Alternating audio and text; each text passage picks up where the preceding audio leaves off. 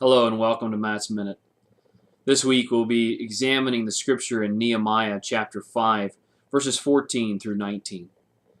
In the previous study, we looked at the first part of this chapter and how Nehemiah had to enact fiscal policy that would curb the predatory lending that was going on in the city of Jerusalem. They were building a wall to protect themselves from outside enemies, and yet they were corrupting themselves from the inside, and so Nehemiah put a fiscal policy in place. Fiscal policy is good and necessary. However, personal generosity and liberality is far better. Nehemiah here leads in that way of generosity and liberality. He tells the people, I could have charged you as the governor. I could have taxed you extra to provide for myself and my staff. And yet, because of your destitute condition, I decided to not take any money from you.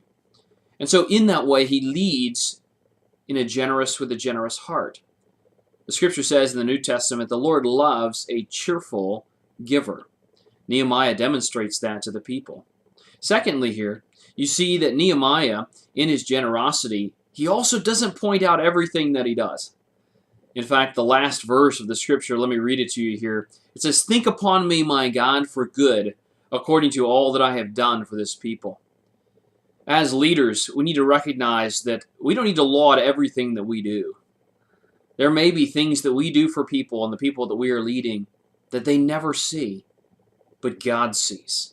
He sees that generous gift we give to the one who is hurting and helpless. He sees the good that we do and the time that we give to people who are in need. Let us lead generous lives. The scripture in Isaiah says that the liberal soul that devises liberal things on liberal things shall stand.